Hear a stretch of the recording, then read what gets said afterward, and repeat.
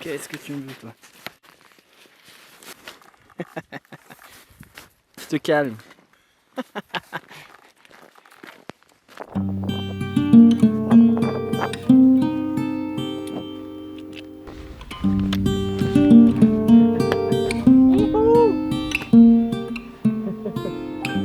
T'as fini? Hein? Alors? Les champs de biquettes, ça va là-bas.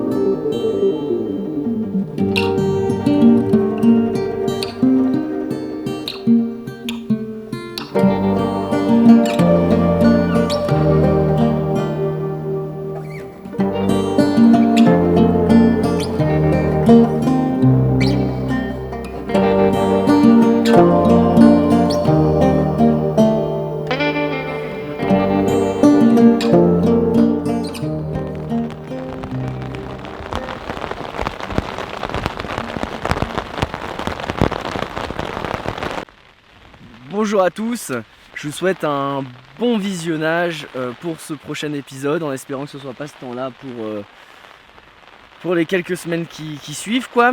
Voilà, et puis bah du coup, générique. C'est parti, c'est parti.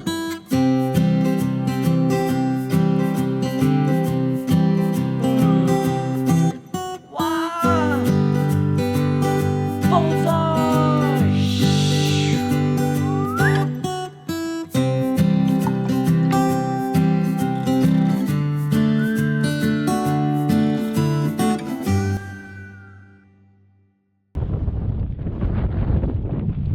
Début décembre.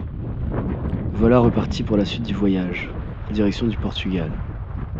Pour tout vous dire, avec une énergie nouvelle. La connaissance de mon corps, de mes limites, enseignée par les nombreux cols passés ces derniers mois, me laisse partir en confiance, prêt à braver de nouvelles difficultés sereinement. Prêt aussi à m'émerveiller des nouveaux paysages qui m'attendent. Il refait beau. Déjà nostalgique des montagnes, l'idée de longer la côte n'était pas des plus attirantes. Alors j'allais adapter légèrement l'itinéraire. Après les Alpes, j'allais partir sur les crêtes du mont Vial, qui allait m'avancer en direction du Verdon.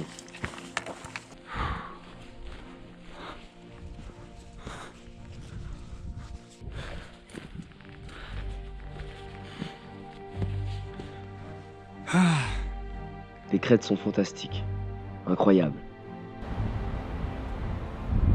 Lorsque l'on trace son itinéraire, à partir des cartes IGN, on s'imagine relativement à quoi va ressembler les paysages. On discute avec les locaux du meilleur tracé, de la difficulté, des beaux coins à passer. Mais on se demande toujours à quoi cela va ressembler. Et autant vous dire, avec les crêtes du Mont Vial, j'ai pas été déçu.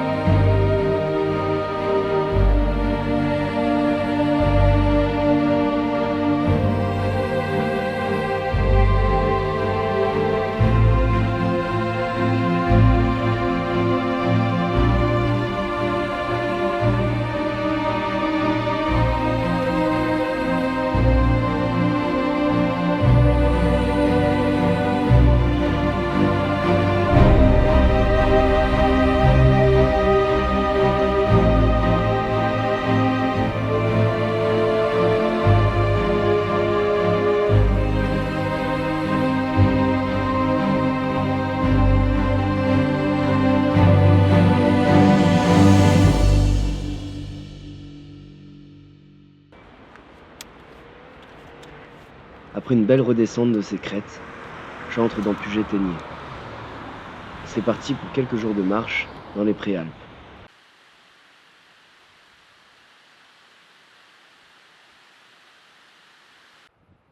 Une tempête se préparait et la nuit tombait. Une précédente, quand j'étais à Nice, avait causé d'énormes dégâts. il fallait se méfier. En croisant le petit village du Touillet, je fus surpris par la générosité des gens qui y vivent. Voyant l'heure tardive, ils m'ouvrèrent leurs bras et aussi l'église du village. Le café au petit matin, les belles discussions m'y ont fait rester 2 jours.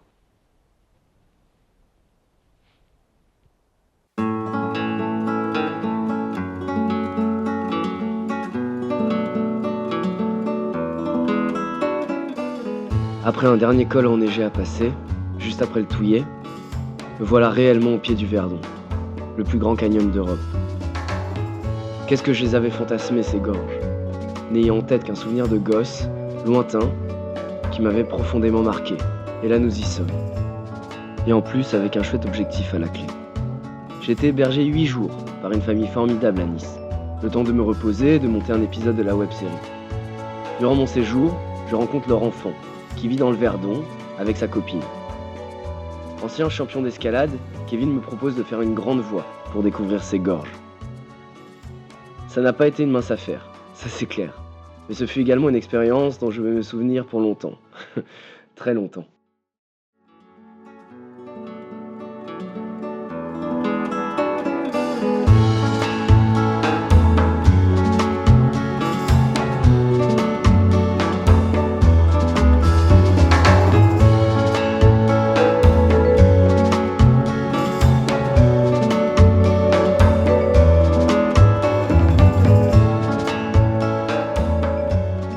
Et puis, après 2 jours de repos pour récupérer quelques forces après cette voie, je reprends mon sac pour m'enfoncer dans le Verdon et reprendre ma marche.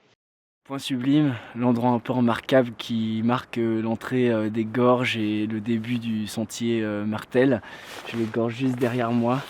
Voilà, j'ai fait 1 semaine de détour pour arriver jusqu'ici et je pense que ça va valoir le coup parce que c'est bien joli. Voilà, allez, c'est parti.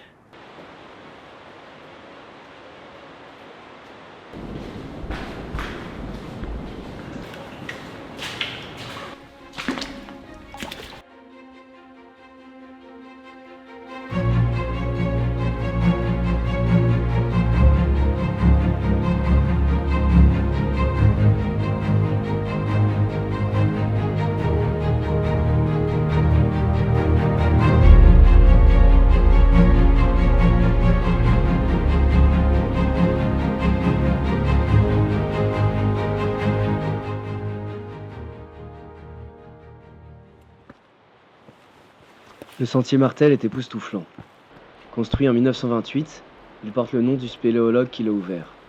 Assez vertigineux, mais relativement simple pour un randonneur aguerri, on s'enfonce dans les falaises pour une journée haute en couleurs. Je crois cependant que j'étais encore claqué de ma grimpe avec Kevin. Aussi, on a quelquefois du mal à se rendre compte de l'immensité des falaises, car au cœur de celles-ci. Lorsque l'on finit le sentier, on se retrouve sur les crêtes. Splendide. Puis encore une journée de marche sur celle-ci, pour déboucher sur le lac Sainte-Anne, marquant la fin des gorges. Et là, tu prends une sacrée claque.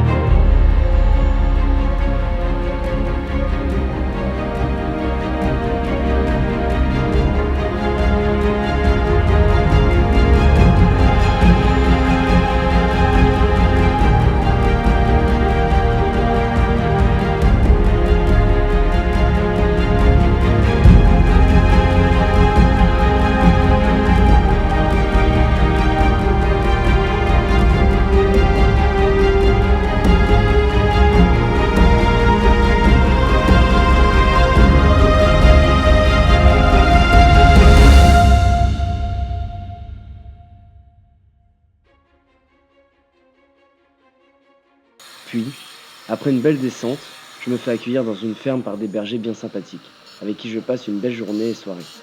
Une chouette pause avant de retrouver le lac.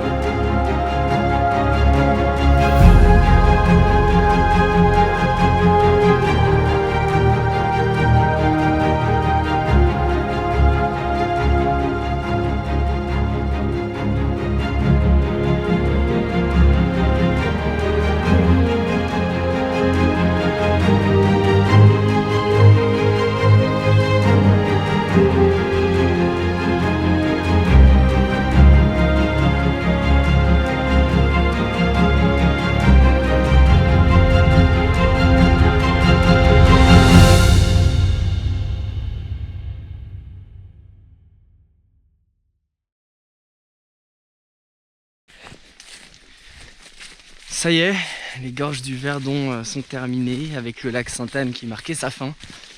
Et là ça fait 2 jours déjà que je marche dans cette forêt.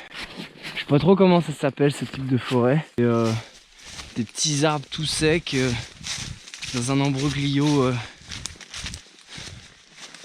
Merde, je sais pas où je vais. Sinon bah même si on est dans le sud, du coup l'après-midi il fait chaud, mais la nuit il fait assez froid. Il fait -4 là cette nuit, -5. Donc ouais, c'est un peu frisqué.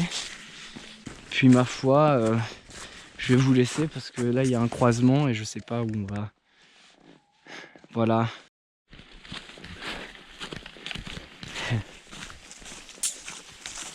Et parfois, lorsque tout va bien, l'imprévu s'invite à la fête et t'impose un changement brutal de programme.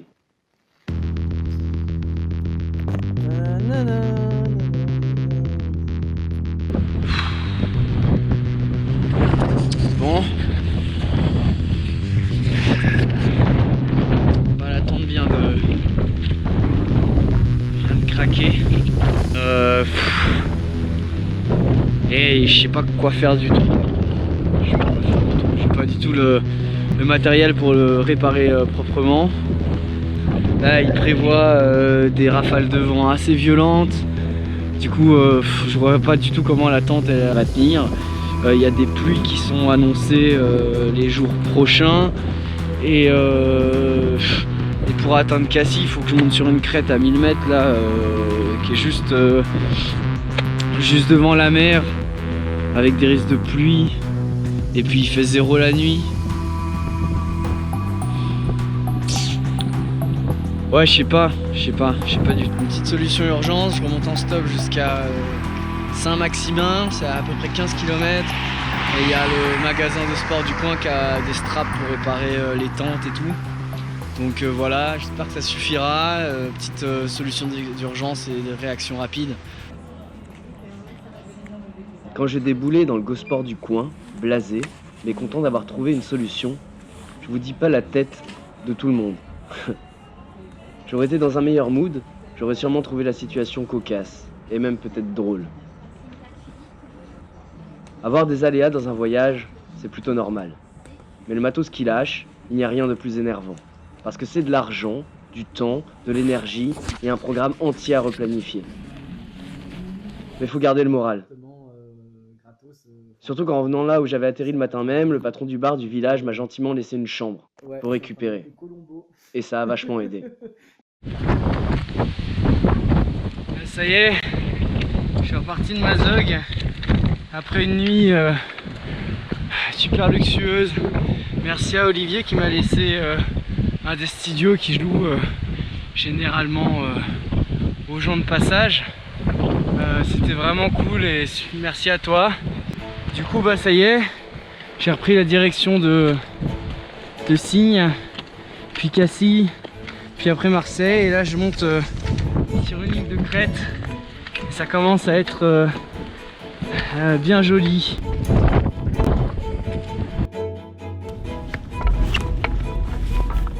Je reprends alors ma route en direction d'une belle crête avant la mer, la crête de la Sainte-Baume. Magnifique, mais bien ventu on va dire.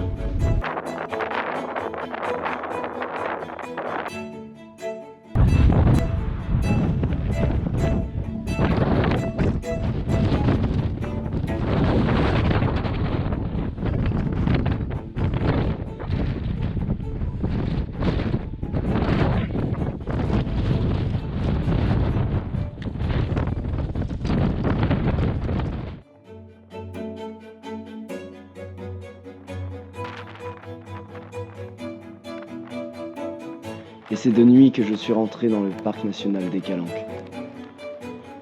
Et une belle arrivée sur la mer.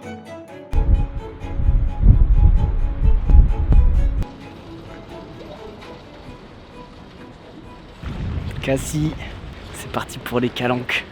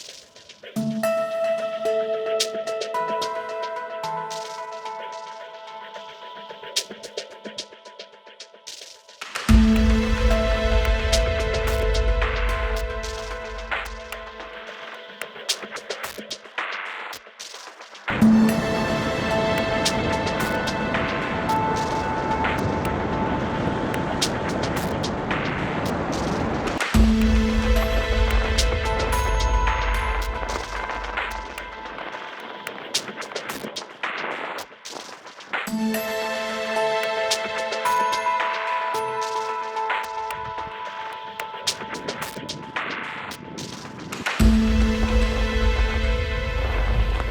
y est, le canon c'est terminé. Et je dois vous avouer que, bon, même si je savais que ça allait être... Putain, c'est bizarre, il y a des gens. Attendez.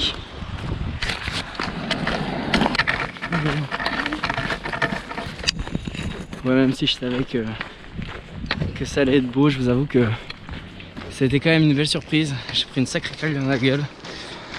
Franchement, je pense que les images que je vous ai montrées, c'est pas du tout à la hauteur d'à quel point c'est beau. Il faut vraiment y aller. Si vous avez des bonnes jambes et vous avez un peu l'habitude de marcher, parce que c'est assez technique quand même, bah franchement allez-y. Allez-y, parce que c'est jusque là, de tout ce que j'ai traversé, l'un des plus beaux paysages que j'ai vu, quoi. C'est extraordinaire, toutes ces falaises là et tout ça, voilà. Bref, et du coup bah ça y est, c'était l'objectif, hein, d'arriver sur Marseille. Et bah, je vais au bout là, j'y serai ce soir. Je serai hébergé par des gens que j'ai rencontrés hier sur les Calanques qui vivent à Marseille. Du coup c'est cool. Et puis petite pause pour moi estivale, histoire d'aller revoir la famille, de profiter un peu du chaud des fêtes, pour après repartir en direction de la Camargue. Donc c'est ici que cet épisode se termine. Et on se retrouve bientôt pour la suite du périple. Allez, des gros bisous, prenez soin de vous et à la prochaine. Ciao!